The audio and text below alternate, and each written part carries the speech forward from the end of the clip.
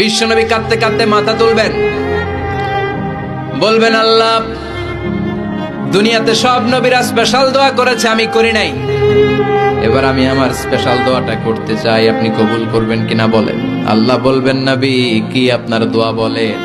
বিশ্বনবী বলবেন আমার একটা উম্মত যার অন্তরের মধ্যে যাররা পরিমাণ ঈমান আছে, একবার আপনারে আল্লাহ বলে ডেকেছে, একবার আমি বিশ্বনবীর উপর দুরূদ পড়েছে, একবার শাহাদাতের বাণী আমার যে গুনাহগার উম্মত দুনিয়ার বুকে থেকে ঘোষণা দিয়েছে, ওই একটা উম্মত যদি জান্নাতে ঢুকতে না পারে আপনি আমারে জান্নাতে ঢুকাতে পারবেন না।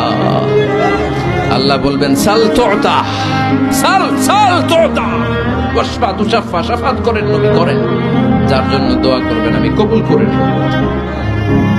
দুনিয়াতে বিশ্বনবী কম কষ্ট সহ্য করে নাই, 3 বছর শিয়াবে আবি তালেবে জেল খেটেছে। কয় বছর?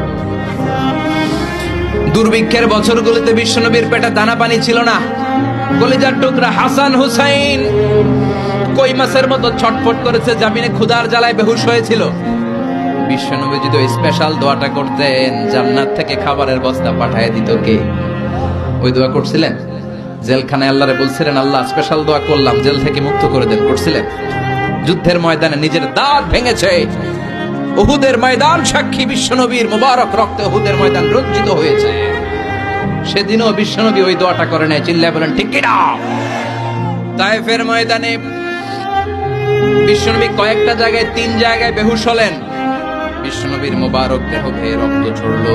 ওই কঠিন বিপদের দিনও বিশ্বনবী এই দোয়াটা করেছেন নাকি? কথা বলেন।